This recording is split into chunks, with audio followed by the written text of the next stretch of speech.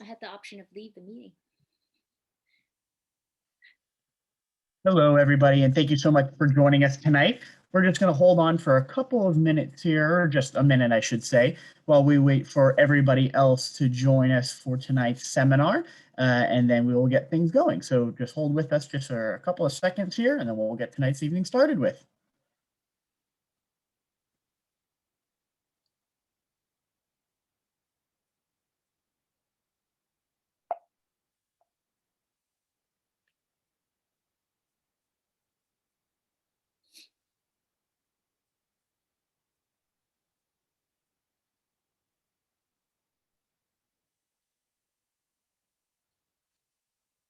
All right. Well, thank you everybody for joining us tonight. My name is Michael York, and I'll be your moderator for this evening's presentation. We like this to be interactive, so if at any point during tonight's presentation you do have questions, please don't hesitate to go ahead and use that question and answer function at the bottom of your guys' screens, and we'll be happy to address those questions all at the end once the presentation has been gone through. We're so excited to have our first event of the new year of 2022. We hope everybody is having a good new year so far. And we are so very happy to having the first event done by Dr. Elaine Wang, who is with us tonight and will be doing a presentation, Do I Still Have Glaucoma? So going over all of your glaucoma questions that you might have and addressing the subject into further depth. So Dr. Wang is a specialist at Harvard Eye in glaucoma and cataracts. So she knows an extensive knowledge on tonight's topic. Dr. Wang attended the University of Rochester, where she received her undergraduate degree, after which she received her medical degree from Duke University. Dr. Wang then conducted her ophthalmology residency at the Stein Institute at UCLA, then moves across the country to Miami, to the University of Miami, where she trained her glaucoma fellowship at the world-renowned Baskin Palmer Eye Institute. So like I said, we're so very thankful to have Dr. Wang doing tonight's presentation, and there's no better way to kick off 2022 than I will hand it over tonight's presentation to Dr. Wang. Thank you, Michael. Thanks for the introduction, and welcome everybody to have this hour and on a Tuesday evening with us. The only reason that I'm gonna do the presentation, or I'm the first one to start this presentation for the year, is because January is Glaucoma Awareness Month. So I thought it would be really appropriate to talk more about glaucoma, a common disease that happens so often in the United States and worldwide. So without further ado, we're going to start the topic. And glaucoma is a leading cause of irreversible blindness for people over 60 years of age. So I highlighted a couple words here, and I want to bring those to your attention. First of all, leading cause, meaning that's the number one cause. Irreversible, meaning any damage from glaucoma is not repairable. And it can, unfortunately, lead to complete blindness, as in you can't tell the difference between dark and not dark. And it's especially risky for people who are older, and specifically for those who are over 60 years of age. So, like I said, January is Glaucoma Awareness Month. And that's why we want to make sure everybody is aware of this disease that can cause irreversible blindness. Worldwide, there are over 60 million people with glaucoma, and half of them, unfortunately, don't even know they have it.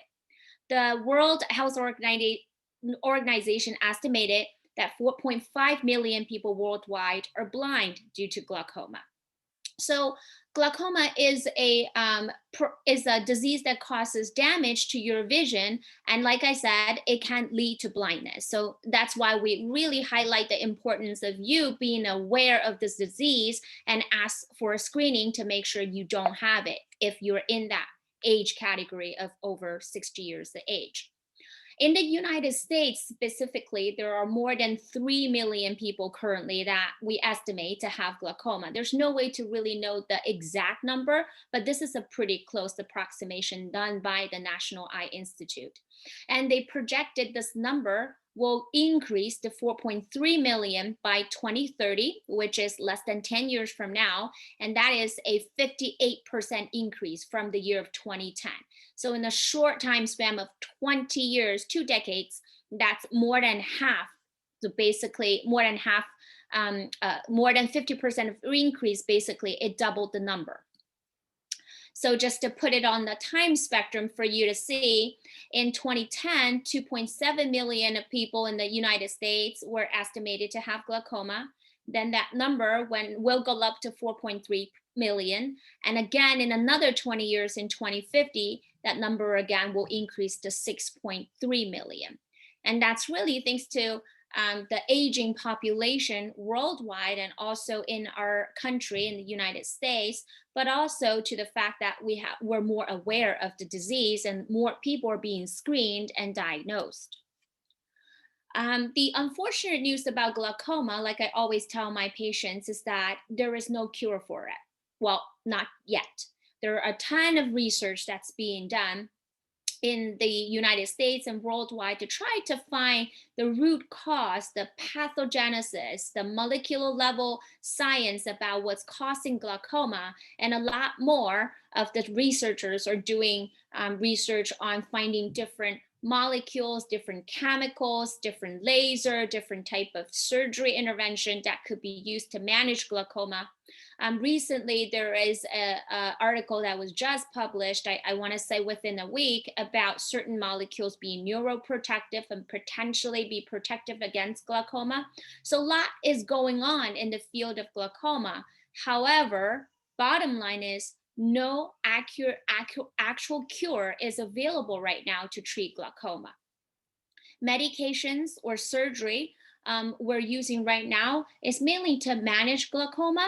And fortunately, we can use these modalities, eye drops, laser, and surgeries we do to slow the progression of glaucoma and hence prevent vision loss. That's to prevent you from losing your vision completely and to prevent as much possible visual field loss, meaning how white out you could see into your peripheral. And appropriate treatment, what is the most appropriate treatment for me? That's usually the question that patients ask me. And I always tell them that really depends upon the type and severity of glaucoma, together with other health factors. And I will go into some details about the different types of glaucoma and severity of glaucoma and what glaucoma really is in this talk tonight. And at the end, I'll talk also a little bit about a research, a national level research that's currently being initiated at Harvard Eye as well. So just to highlight, I want all of you who's here on the seminar tonight to understand that early detection is really the most important thing about glaucoma because it is not reversible. So the sooner you detect it, the sooner we can start the treatment, the sooner we can find out what's the best treatment option is for you. And with those interventions, timely done, we can possibly slow down the progression of your disease and save as much vision for you as possible. It's called the glaucoma is called the sneaky theft of sight.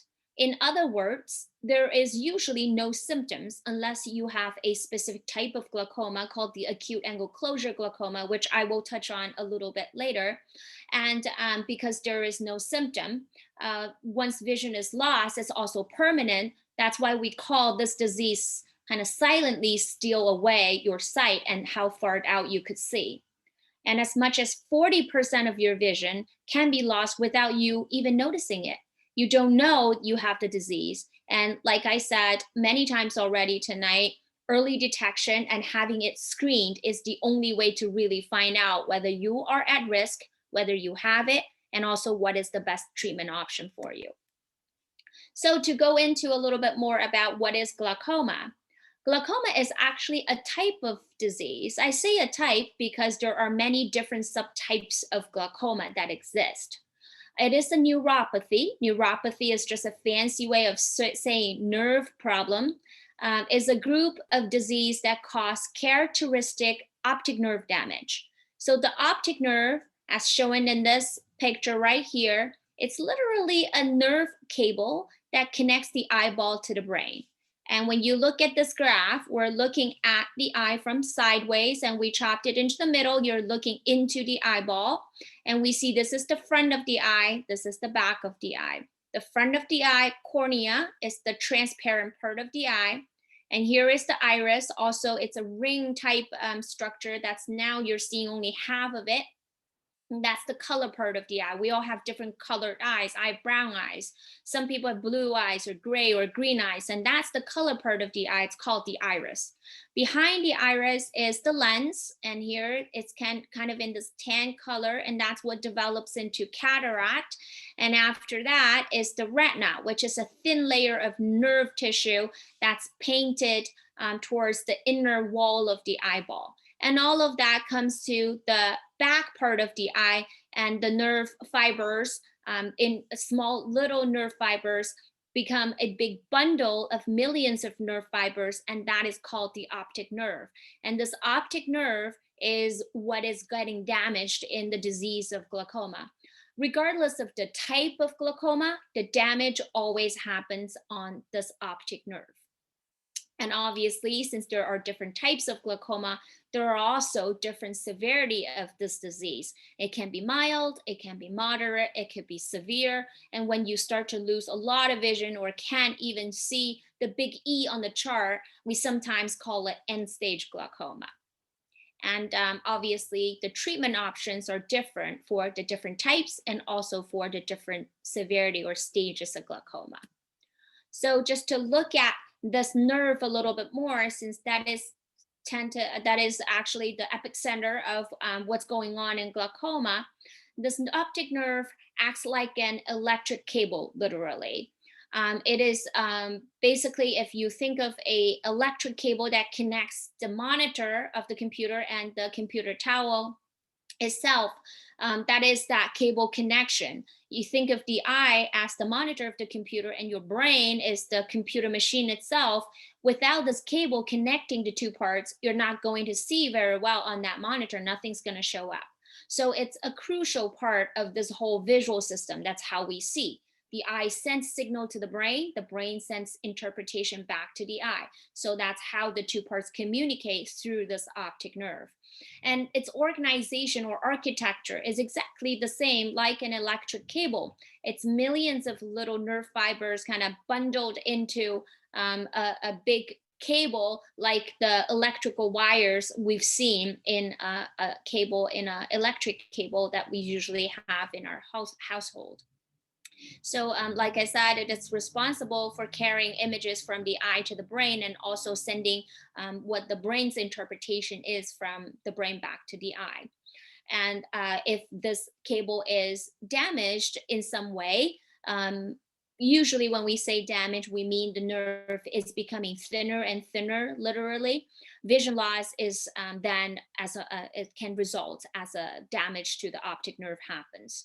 So if you imagine you stepping on an electric cable at home and somehow the outside plastic wrapping opens, you'll be able to see the different wires inside, and some of the wires will start to loose up and come off of that cable, and that cable then becomes thinner. That's how nerve fibers actually get damaged, and they, instead of being loose and fly off of the cable, it actually will just die off and won't send any signals, won't perform any functions. So the nerve becomes thinner and loses its function that way. This is a zoom in view and cartoon illustration of what a nerve look like.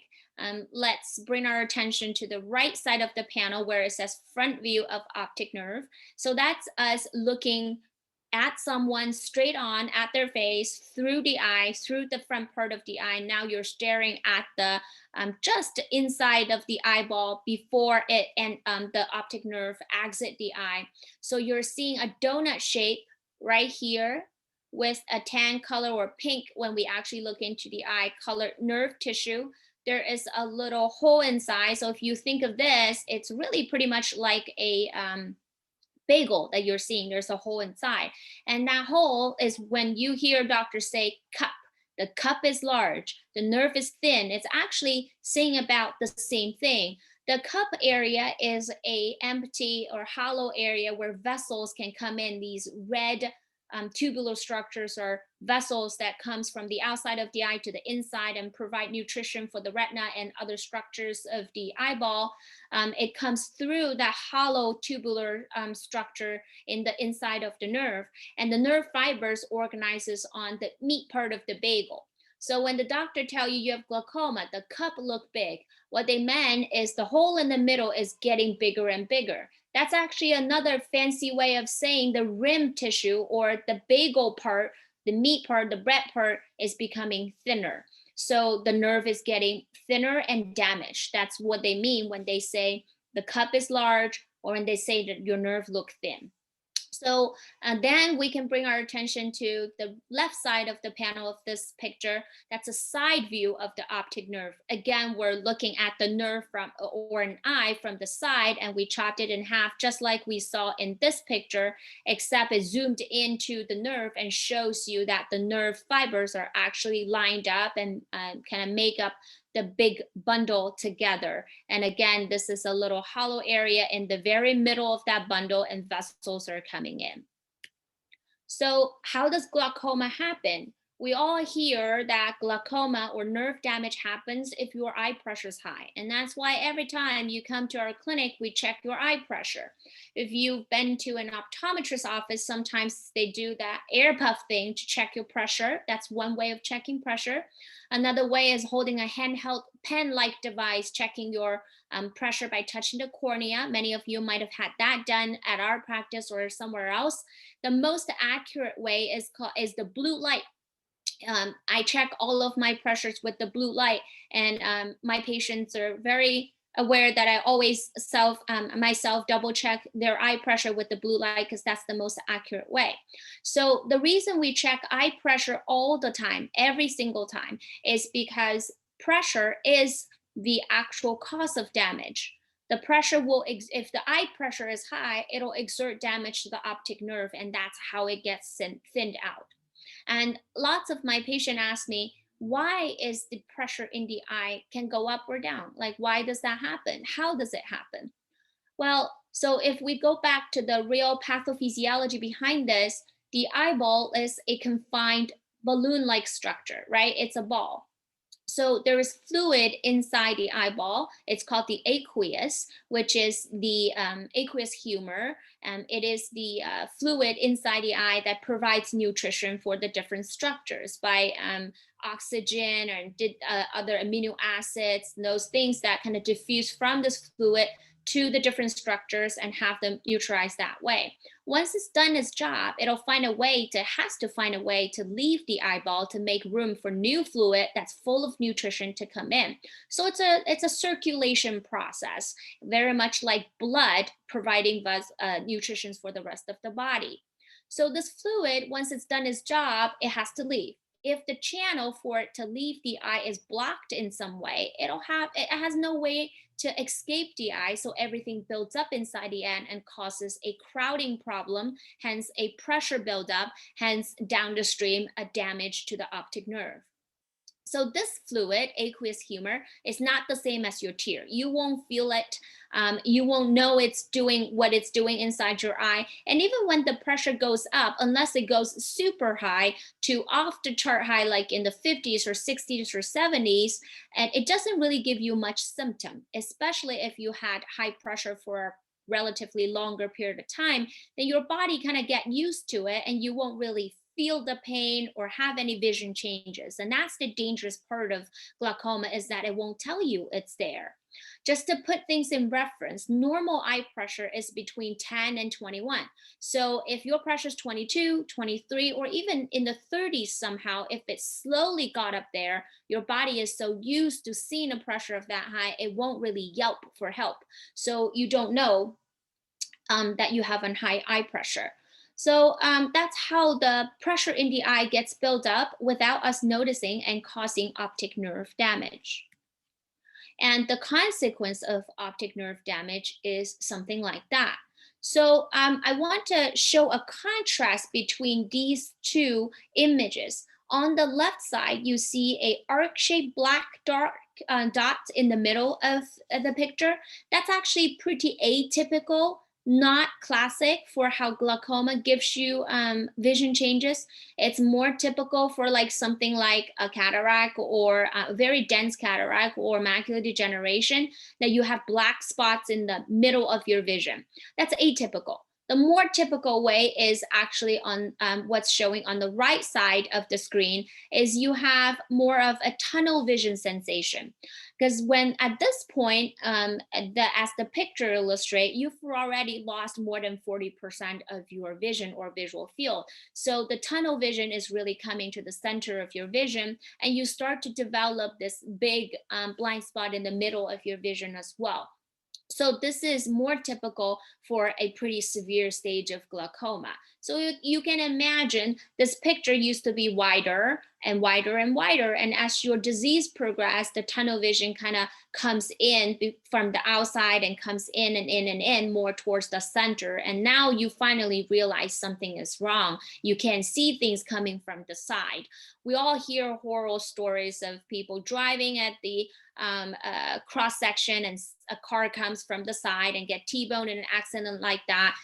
That could be glaucoma, that you're missing something on the side that you don't even know you're missing. Because most of the time we are more used to turning our heads to see things on the side. Someone talks to you on the side, you turn your head to look at them. You don't use your side vision as much. So that's another reason why we tend to ignore the fact that there might be something wrong with our visual field or how wide out we could see. So what are some of the risk factors? It is Glaucoma Awareness Month. Obviously, I'll have to tell you what to look for, what to suspect, whether you have glaucoma or not. So over the age of 40 is when people start to have more risk of glaucoma, but over the age of 60 is really when the risk increases. If you have family members with glaucoma, especially direct family members, meaning your parents and your children or your siblings, then your risk is much higher. It is a genetic disease. We find some major genes that could lead to this inheritance of glaucomatous diseases. And a third factor would be your ethnicity or nationality. So African American, Hispanic, or Asian people are more likely to get glaucoma. Other risk factors that's pertaining to your eye includes if you have high eye pressure, that's by default a pretty high risk factor that can cause nerve damage. If you're extremely farsighted or nearsighted, either way, you have increased risk of having nerve damage and glaucoma. If you had eye injury, when I say eye injury, I don't really mean that I scratched my cornea with my nail the other day. There was, once a little piece of wood that got in my eye. Not that kind of injury, but something more like a blunt, fast speed impact to your eye or head area, like an airbag injury in a major car accident, like someone punched you in the face, like you hit your head really hard on the concrete, like you got hit in the head area with a golf ball or tennis ball or baseball, something like that, a blunt, fast speed injury to the eye area. If you have thin cornea, that's another risk factor. It's not really the thickness of the cornea that increases your risk.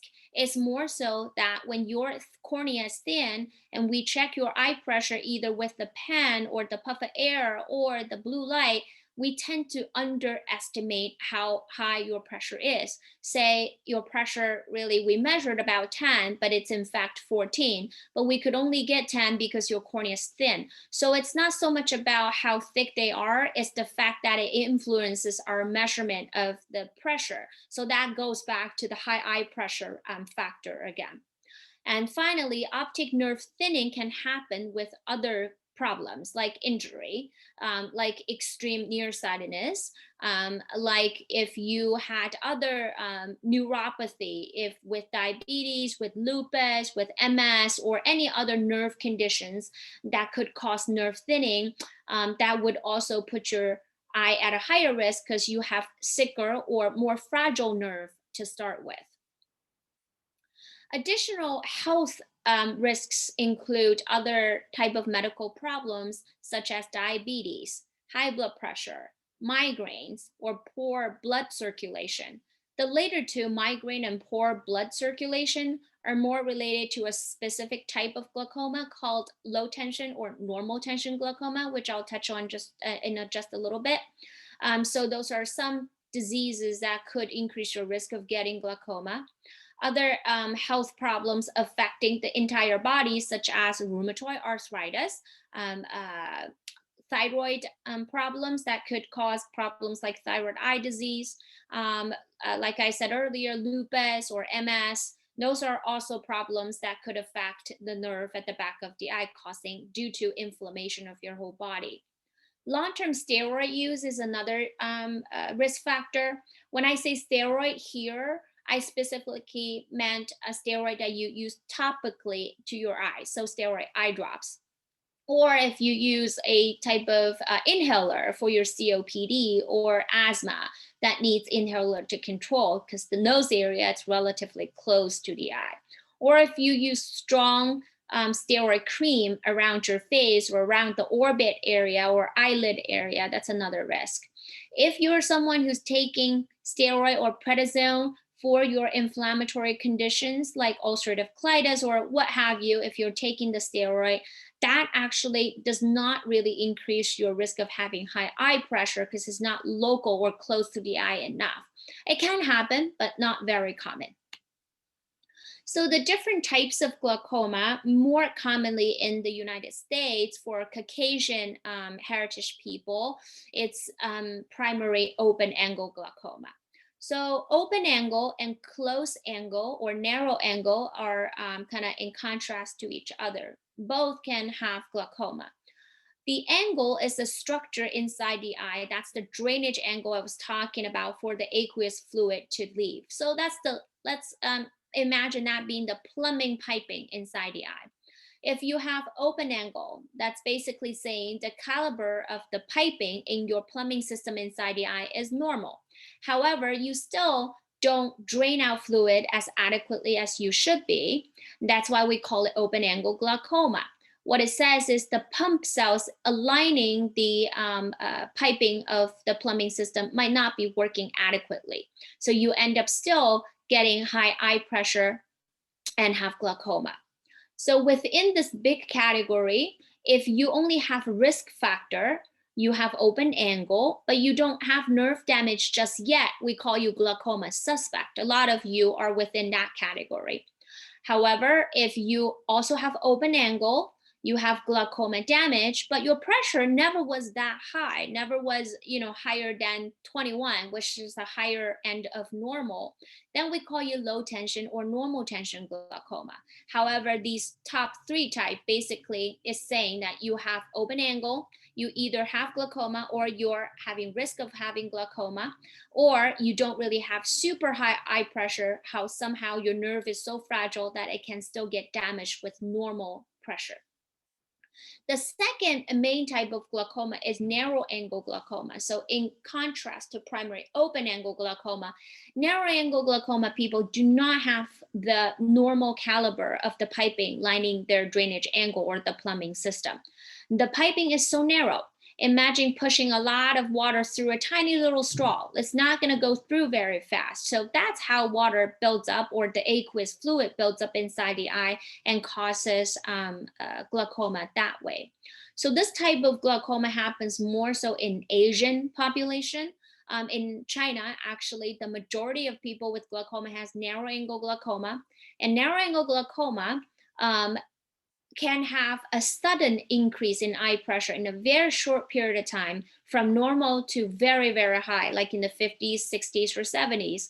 And just one single episode can cause severe vision damage, and that's called acute angle closure. Some of my patients have gotten PIs or iridectomy done on their eye with the laser. That's to prevent an acute attack of narrow angle glaucoma.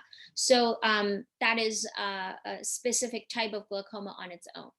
And a third category is the secondary glaucoma. So, in contrast to primary, which means you just have it, secondary meaning it's caused by something else, such as diabetes, such as using steroid for too long, such as long term inflammation inside your eye if you had uveitis.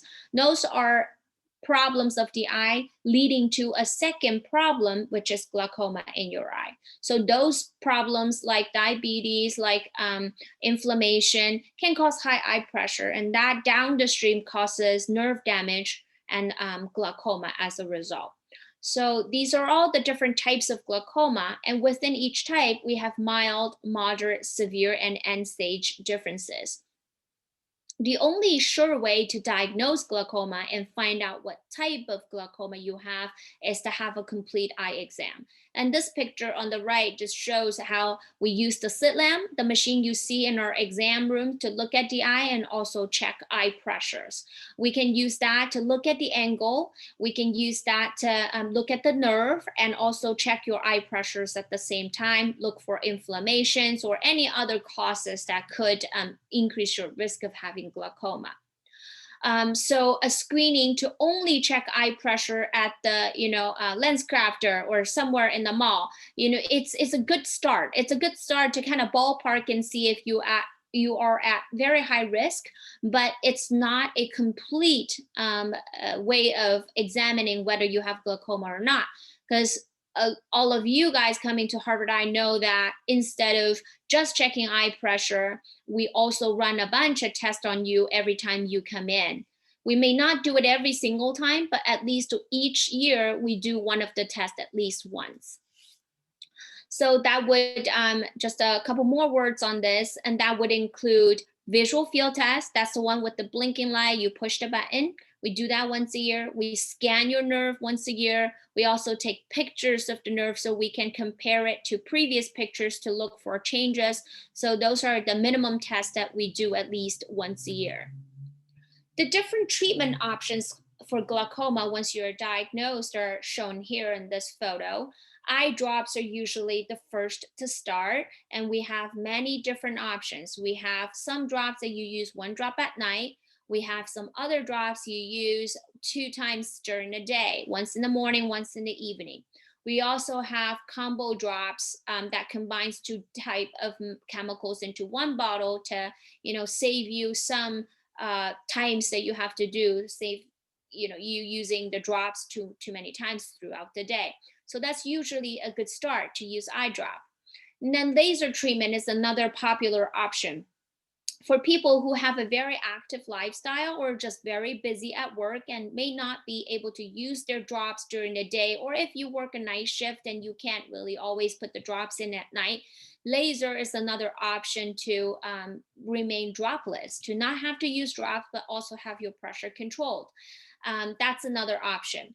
The PI or laser peripheral iridotomy is something that you've done. Some of you, if you have narrow angle, that's done. That is a laser different from the laser to lower eye pressure. It's a laser to prevent you from getting an acute attack. So those are 2 different common laser treatments that we perform for people who have glaucoma or risk of developing glaucoma. Then thanks to newer technologies, we now are able to offer minimally invasive glaucoma surgeries to people, especially at the time of your cataract surgery, as a combined procedure. And this is a name for a group of procedures. There are many different options within this little group. It could be a stent, a titanium stent. Even within stent category, there are 2 different types. There's the eye stent, there's the hydrous stent. Some of you might recognize those names. There is angle cleaning procedure where it basically scrapes the drainage angle or kind of flush the piping or flush the plumbing system of the eye to allow more adequate fluid drainage. And that's another type of mixed procedure. Most of these procedures can only be done. When I say only been done, I mean FDA or your insurance would only approve that being done at the time of cataract surgery. But certain types can also be standalone. Like if you already had your cataract surgery, you can still get this mixed procedure to lower eye pressure. But which one is the most appropriate for you depends on the degree of the damage you have, and also what your pressure range is and where we want your pressure ideally to be. Finally, there is the traditional glaucoma surgeries, whereas we call that filtering procedure or draining procedure, where we either create a secondary pathway on the surface of your eye to allow more adequate drainage of the fluid, or put a device on the surface of the eye or tube shunt to allow more adequate fluid drainage. Those two ways are the mainstream ways of doing major glaucoma surgery. And that's usually reserved for people who at least have severe stages of the disease and can really utilize laser or eye drops or the mixed procedures to have adequate pressure control. So that's not very relevant for most of you, but I'm sure here some of you guys have gotten those procedures done. It's done more often in the older days because that's the only options we have. Now with more laser available, more eye drops available, more mixed procedures available, the more traditional glaucoma surgeries are not performed as frequent as before. So do I still have glaucoma? I'm quoting a lot of the things that my patients say to me, and I want to explain these to you. I have used the medication you gave me for a month already, and I'm very good at using the drops every night. My pressure is improved today. Do I still have glaucoma? Yes, you do. Glaucoma is not something we can erase. It's not something we can cure. Medications for eye drops or lasers are meant to control your eye pressure. And if you choose the medication route, that means you have to do it. Just like pouring vitamin water for your eye, it's something you have to do every day in order to maintain the eye pressure. And we definitely encourage good compliance of the medication and try to do it every single night. But even when your pressure is improved already, that doesn't mean you can stop the medication, because the moment you stop, your pressure is going to go up and glaucoma is no longer in control. So using medication to have a temporary pressure improvement doesn't mean glaucoma is gone. It just means that your pressure is better controlled and your glaucoma is less likely to get worse. Now, I have the medication implants in both of my eyes now. I don't think I need to use the drops anymore because my glaucoma is taken care of. Okay, so this sentence is partially right. Newer development in glaucoma allowed medication implant to be placed in the eye, and that's there's only one commercially available. It's called Durista. I'm sure some of you in the audience have had implanted in your eye, and it is a very good option, especially for those people who can stick with every day using the eye drop, something in your life that prevents you from having to do that. And that happens all the time. Or if you're allergic to all the different types of medications or eye drops we've tried for you, laser you've tried, but it's wearing off, and this implant seems to be the most appropriate for you. Absolutely, go get it. It's a good option. However, that doesn't mean your glaucoma is completely taken care of. So long the medication implant in your eye is controlling your eye pressure, your glaucoma is controlled. But so far, we do not have any medication implant in the eye that's meant for forever.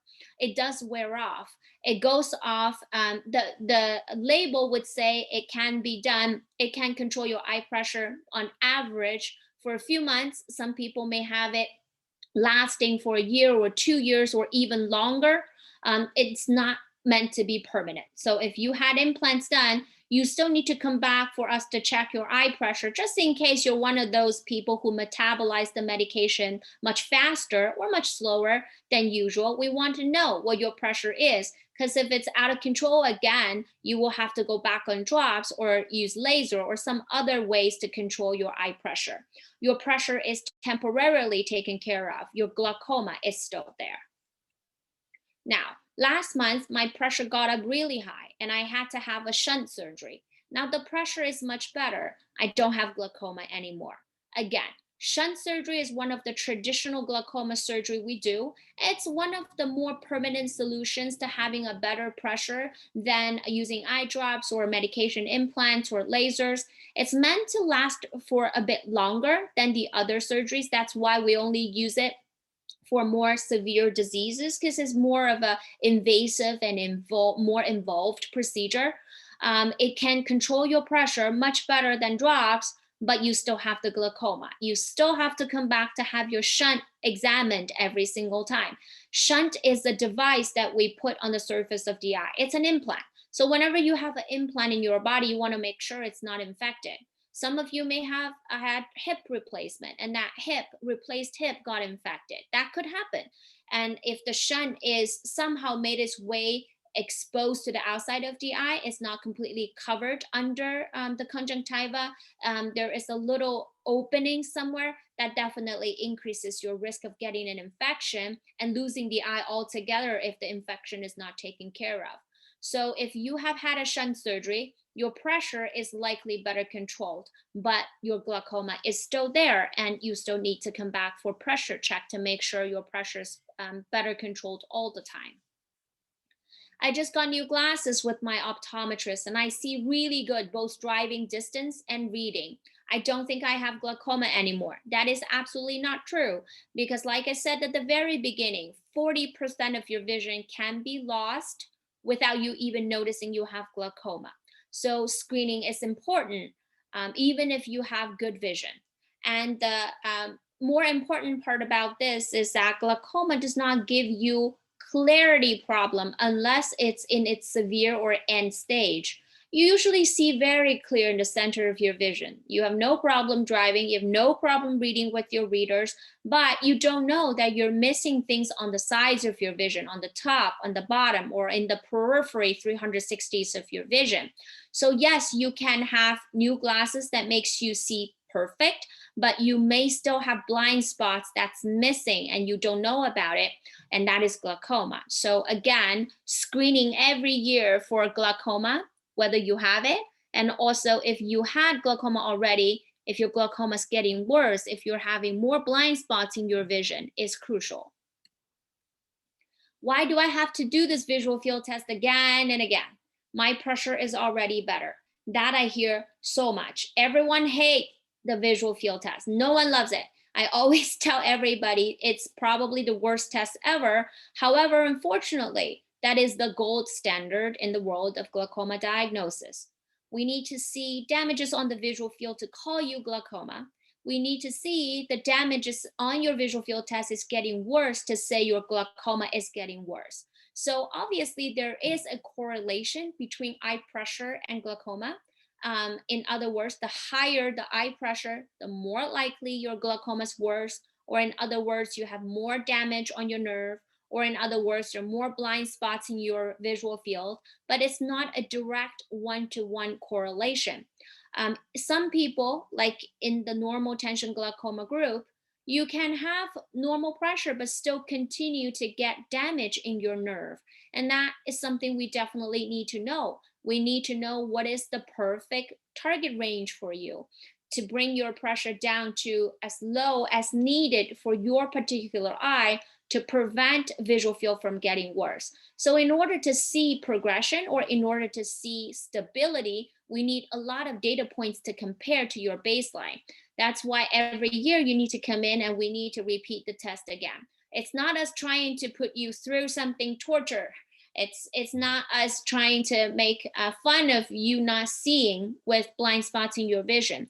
It's really the only way to be sure that you are not losing more of your vision. So you still have glaucoma, you still need to have visual field tests, even if you had it done just last year. When am I seeing you again? The other doctor said the glaucoma is also taken care of at my cataract surgery 2 months ago. That's a great question. Cataract surgery, when we do it, you see better. And at the time of cataract surgery, there are also mixed procedure, minimally invasive glaucoma procedure that I just talked to you about, can be combined and be done at the same time. Same surgery, same trip to the operating room. So if that's done, it's likely that your pressure is better controlled. But that does not mean you are not going to get worse. That does not mean your glaucoma disappeared. It's still there. We just have it better controlled in terms of the pressure with surgical interventions. It may mean that you're using less drops or even no drops at this point. However, minimally invasive glaucoma procedures are not meant to be permanent. There is a reason why we call it minimally invasive. It also means that the effect is not profound, effect is not permanent. It's a way for us to try and delay the major cutting surgeries for you and save your vision and pressure at the same time. So different body, different people, different eye also respond to the minimally invasive glaucoma procedures differently. Some people may have a really drastic change in their pressure in the good way, have much lower. Others may not have much response at all. Maybe the pressure will drop 1 or 2 points. So that's still something we as glaucoma specialists need to know about. We need to know, are you a good responder? We need to know whether your pressure at this level is adequate for you to not have any glaucoma damages anymore. So yes, you can totally have your cataract surgery and a mixed procedure with a cataract surgeon, or with a glaucoma specialist who usually all do cataract surgery and makes anyway. But it's still important to have your glaucoma specialist continue to see you to make sure your glaucoma is not getting worse after these procedures. I have the laser done on my iris, and I was told that it's going to take care of the glaucoma. This is a very important point. This is really pertaining to people in the category of narrow angle glaucoma. So like I was telling you earlier, narrow angle glaucoma, in contrast to open angle glaucoma, has the piping in their plumbing system very small in caliber. It's just not enough room for water to, or the aqueous fluid or the fluid inside the eye to leave the eye adequately or in a timely fashion. So pressure can build up as a result of fluid buildup in the eye. So what do? We put a hole on the iris, literally the iridectomy, so that we have an emergency exit. So water or fluid in the eye can escape through that man-made hole we do with the laser on the iris. It's not meant to permanently correct your pressure or glaucoma. It's not going to really change the caliber of the piping in your plumbing system anyway, because it didn't really touch that structure at all. It's really meant to be an emergency exit. So in the event of the collapse of the entire plumbing system, nothing is going through, you won't go into the trouble of having an extremely high eye pressure because everything is kept inside the eye and causes a high eye pressure. The aqueous fluid can now find that little hole in the iris we do with the laser and escape that way without causing extreme damage to the eye. So yes, you have the iris laser done, or the laser iridectomy done as a prevention. It's not meant to permanently correct your glaucoma. You can still develop glaucoma after the laser, but it's definitely a necessity if you already have nerve damage from having narrow angle. And this is not the same as the laser you've gotten if you have open angle glaucoma. It's not the same as the SLT laser. This is a different type of laser we talk about. So now we can talk about the different type of laser, the other type of laser. I have the laser done a few years ago by a different doctor, and my pressure got lower soon afterwards. He said I don't have glaucoma anymore. Again, this is not true. You can have the laser done. It's called the laser trabeculoplasty, or SLT laser in short. That is a laser that's done towards the drainage angle area. In contrast to the other laser I was just telling you on the iris, this laser targets the actual piping system of the eye. And it hits the pump cells of the plumbing system to make the pump cells work a little harder. It does not poke any holes. It does not leave any scar in the eye. It just kind of nudged the pump cells a little bit more to have them work a little harder so fluid can drain out faster. So this is a laser that's done to lower eye pressure, not permanently. The laser's effect can wear off.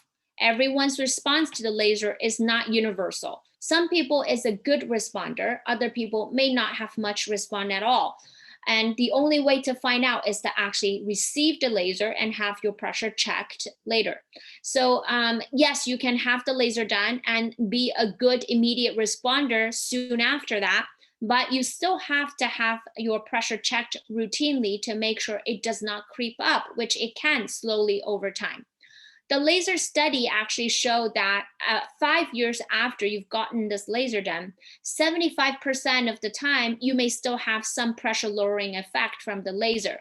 But that's good news. That's a good portion. It's the majority of people. However, you may be the 25% who loses the effect from the laser completely and may need a repeat laser or may need to be added back onto a drop or need to have mixed procedure done to control your pressure. So the glaucoma is never going to be gone. The pressure can be controlled, but your glaucoma needs to be followed up. And we will talk a little bit more about this laser in just a little bit. I have done the nerve scan, the visual field, and took the pictures of my eye with my regular eye doctor. Why do I have to do it again?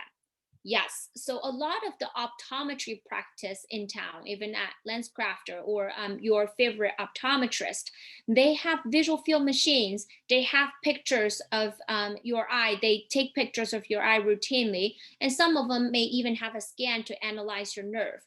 However, the majority of the visual field machine at the optometrist office is a screening tool. So in other words, it's the most sensitive machine to detect for your risk, but it's not the most comprehensive to look for any small little blind spots that you may have in your visual field. So it's a good practice that they do the scan, and I encourage them doing it to screen you for glaucoma. And they're very good at picking up the risks and the suspicion when they see it. And they send you right to us, to the glaucoma specialist, so we could run the test again in more detailed way, more comprehensive way, so that we can detect any early damage and treat it appropriately. So I encourage you to all ask about glaucoma when you're at your regular eye doctor or optometrist office.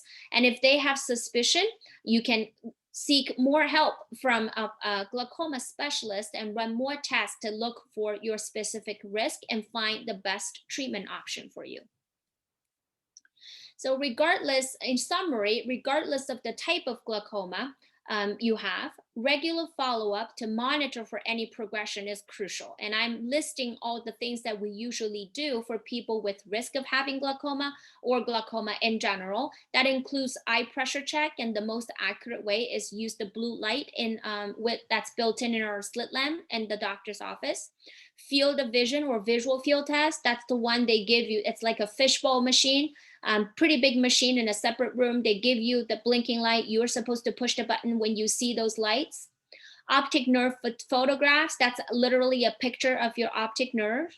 An optic nerve thickness measurement, that's the RNFL or OCT scan that you get at your doctor's office to analyze the nerve fibers, how thick they are, how many nerve fibers are still there. And it compares you to a cohort or a database of people of your similar age to see if you're average, below average, or above average.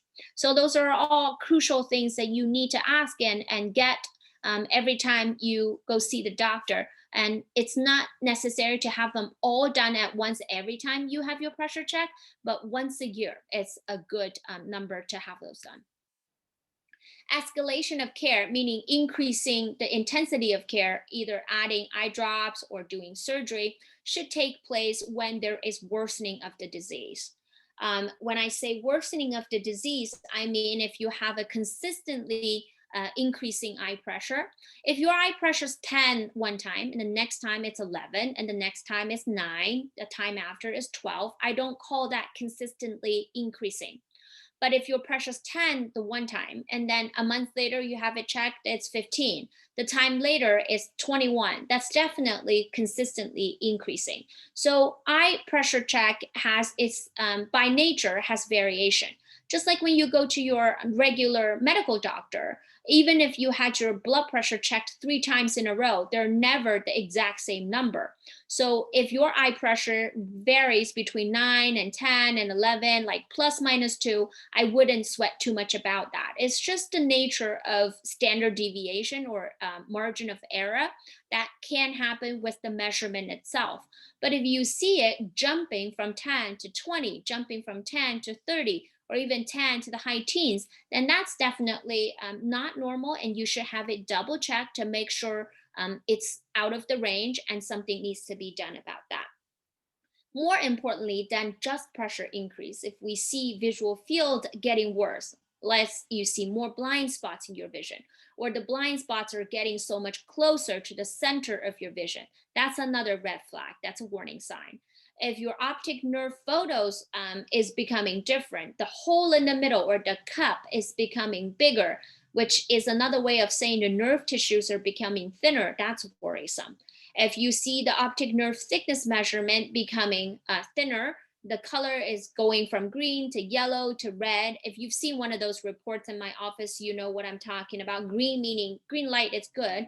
Yellow meaning it's warning. Red meaning it's really thin. If you see that kind of change, that's another red flag that something needs to be done. The glaucoma could be getting worse. So make sure you ask about these testing each time you have them done. Have them go over with you what's going on in the testing is a good practice. So to comment a little bit more on the SLT laser that I talked to you about, the full name is selective laser trabeculoplasty. It's a laser procedure that is performed in the office, and the purpose is to reduce eye pressure. The laser energy is absorbed by the trabecular meshwork cells, or I call them the pump cells in the angle of the eye, or the drainage piping system or plumbing system of the eye.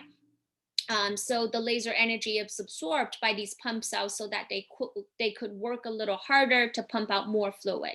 It is absolutely not invasive. It does not cause any burning, any hole, any bleeding, and it's extremely low risk. More and more glaucoma doctors worldwide are using the SLT laser as a first choice treatment before even considering drops.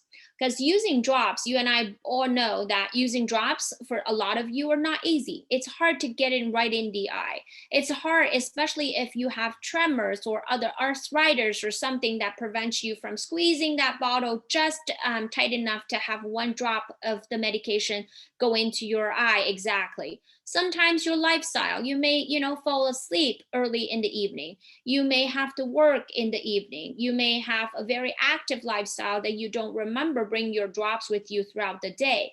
So those are all good reasons to use the SLT laser. A lot of you are bothered by allergies that come with the drops as well. So again, a good reason to consider the SLT laser. I know in the old days when we talk about laser, it's more sounding like a more involved procedure, but this one is really gentle and it can be done in the office in a very short time span. So definitely something to ask your doctor about if you are tired of your medication.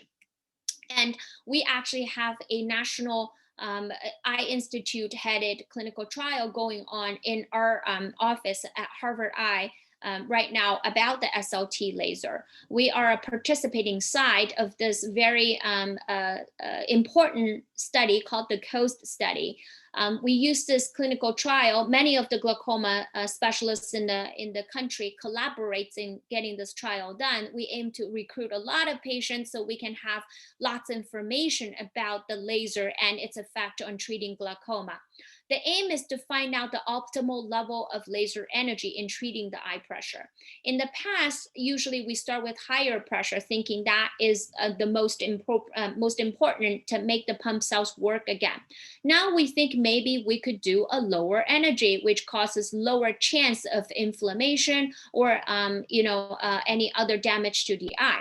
More importantly, we aim to find out whether it's appropriate to actually using laser treatment alone to treat glaucoma to control your pressure. Maybe we could repeat the laser every year for you and have your pressure adequately controlled that way without drops. So all these are great questions. A lot of you probably are wondering, I had the laser done. It worked so well the first time. Can I have it done again? Can I have it done again and again and again? Because it's really working really well. I don't have to use drops anymore. And the doctors and glaucoma specialists are interested in the same thing. That's why we all came together to try to find out what's the optimal level of energy and optimal interval, how often we should treat you, whether we could treat you every year together to try to solve the pressure problem for you. So if you're interested in doing this, be part of this trial, you actually need to be someone who has never tried medication before to treat your glaucoma. So we're recruiting people who are newly diagnosed with high eye pressure or borderline glaucoma or suspicious for glaucoma. So for those of you who may have family history or any risk factors to have glaucoma, I talked about earlier, you're welcome to come in for a screening test. And if you're diagnosed, first of all, and interested in getting laser treatment, you're more than welcome to come in and get more information. We're more than happy to explain to you what this test is about. And I strongly believe the laser is a great way to go when it comes to treating eye pressure, to alleviate those medication burden from you. So to summarize the talk tonight, I like to give you this word of caution for all of you. Common eye diseases can really impact everyone who's 40 years and older. That includes cataract, inflammation in the eye, glaucoma, macular degeneration, what have you, retinal detachment. And these can all happen without you knowing it's there or having symptoms. So really, after the age of 40, if you want to have your eyes dilated and checked every year, that's a really great idea. So make sure you tell yourself, your family, your friends, your neighbors to have their eyes screened if they're older, and especially ask your doctors about glaucoma and risks of having glaucoma, and spread the word, and especially in this month of Glaucoma Awareness Month. That's all I have. And if you have any questions about this talk or about glaucoma in general, I'm happy to take them now. Awesome. Well, thank you so much, Dr. Wong. And yes, we do have some questions, so I will go ahead and start firing those away at you if you don't mind. Sure. The first thing, and I think that's a good starting point, what is normal eye pressure, and when should somebody start medication for drops at what pressure? Right. So that's a great question. I always tell my patient the first time I meet them, normal eye pressure, the range is between 10 and 21. And that range is really done on a population base. So that includes people who are 21 and young and healthy and no other problems. That also include people who are 60 with maybe diabetes or high blood pressure. So it's a wide range between 10 and 21. Does not mean that if you have glaucoma and your pressure is 21, then you're safe. That is absolutely not true. I'm glad this question is asked, because everyone who's my patient know that you all have a target, right? You have a magic number that we, based on your testing results, based on how your nerve is, how much damage it has had, how if you have any blind spots in your vision, all of those factors that we look in every single year tells us a magic number. That is the number your pressure needs to be. So for people with mild problem, maybe under 21 is okay. For people with severe problem, maybe your pressure really needs to be more like a 10. So yes, there is a reference point for what's normal. But again, if you have glaucoma, that is a much more individualized target. Perfect. And then that measurement of glaucoma, that and the interocular pressure that you're mentioning, there are the different ways to go about reading pressure. Is that is that a subjective measurement, or is that a combination of digital or subjective, or mostly just a digital reading? Yeah, so there are many ways of measuring eye pressure. The puff of air and also the pen, the handheld pen that we check spits out a digital number. So that's objective. But the way you check also, you have to do it the most accurate way. Because there are so many different spots on the eye that the puff of air or the tip of the pen can touch. You're supposed to really touch a specific more of the center area of the cornea to get a more accurate reading. And for the blue light, it does not spit out a number. It's two images on the cornea, which is highlighted by the yellow drop that we put in your eye when we check pressure. And it does take an interpretation, which is why I always personally double check your eye pressure. So don't be mad at me if I have to drop you for the second time when you're in my chair to check pressure. I just want to be sure that it's consistently done every time you're in my office. And then with regard to a specific situation, would you recommend holding off on eye drops for somebody potentially with ocular hypertension, even if the nerve is okay, if a person has a pressure around 25? and 22 without drops. And then when on drops, it dips between 22 and 19. Um, what Yeah. would your So suggestion?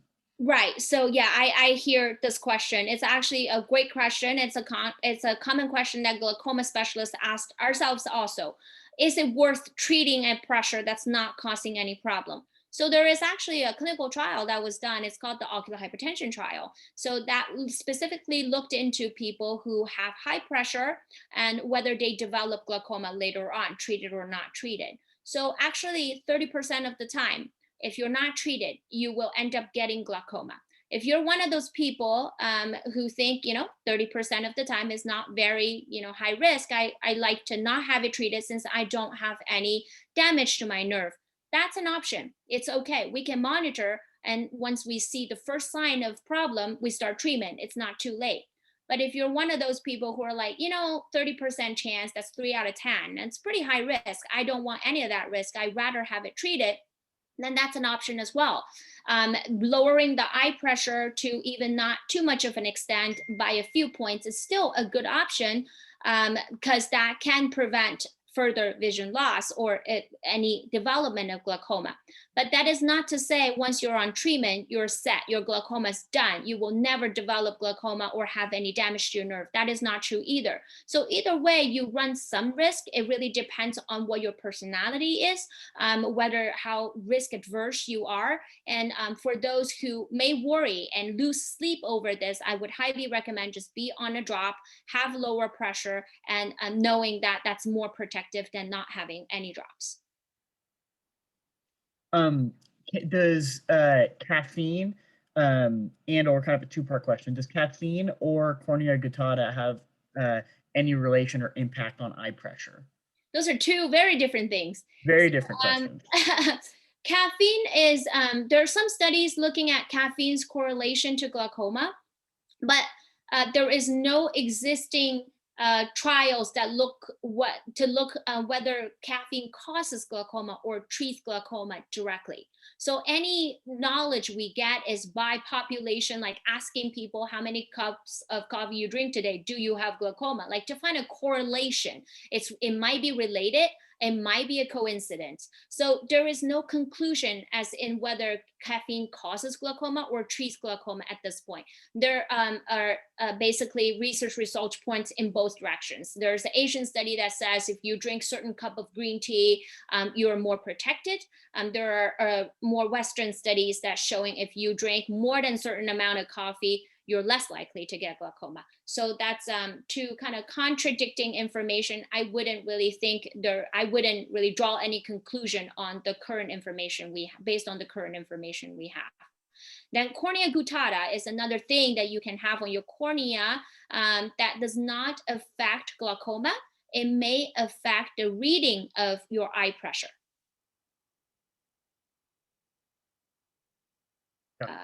And then is acupuncture a potential, would that potentially help eye pressure?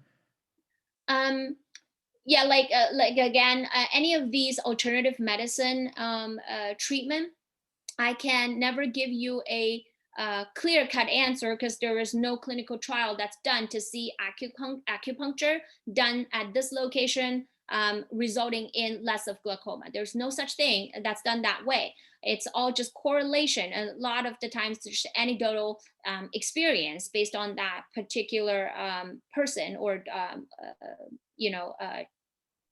doctor. So I would say if you feel your pressure decreases and your glaucoma did not progress because you are getting acupuncture and that's low risk to get it done, obviously I won't get a needle in the eye. But if you are having acupuncture done around the head or a certain other areas and you feel that the pressure lowering has some effect of that, then by all means continue doing it, but do not stop your drops because you think that is the cure. So keep doing the drops, keep doing what you're usually doing to manage your glaucoma. Don't solely rely on acupuncture on its own. These are wonderful questions. So everybody, we very much so appreciate it and keep sending them in. Another one is, how do you know if peripheral vision loss is due to a potential pituitary tumor rather than glaucoma? Great question. It's a very educated person asking this question. Pituitary tumor is a tumor that it's of the pituitary gland, which is part of the brain. In the anatomy, it sits right on top of the optic nerve. So if pituitary tumor is causing visual field damage, it's done so by compressing the nerve or sitting on top of it. So it gives us a very specific pattern. And glaucoma causes a different pattern. So it takes an eye doctor to look at the visual field and what pattern it shows to decide whether this is glaucoma or more likely a compression lesion from pituitary tumor.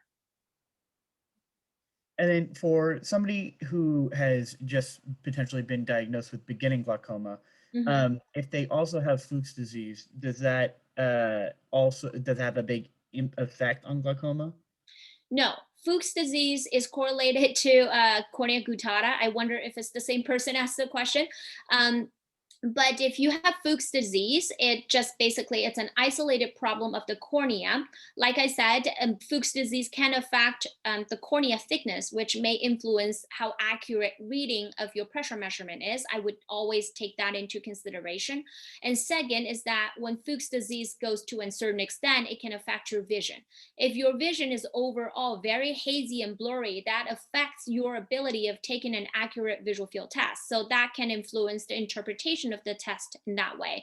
But there is no direct correlation between Fuchs disease and glaucoma. Um, for somebody that potentially might use Combigan 2 times a day and Rocklatan once a day, Mhm. and they're getting a sensation of irritation, is that normal potentially? Yeah, so both Combigan and Rocklatan are known to cause irritation to the eye. And there are certain ways that you could do to kind of mitigate it. There is no way to completely get rid of it. If you really cannot tolerate it, depending on whether there is other alternatives to control your eye pressure, like laser, like mixed procedures, like other drops, you may consider switching to other drops. It's not that you have to be on these drops and only these options, but if it's something that you can tolerate and gets better if you do warm compresses of the eye afterwards, if you do artificial tears afterwards, and your pressure is very well controlled on these drops, then I would say maybe it's a easier way to just stick with it and deal with the side effect. So it all depends on how well you can tolerate it and whether there are other options appropriate for you. And that's a question that we can only answer by looking at your testing results, looking your pressure trends as a whole picture.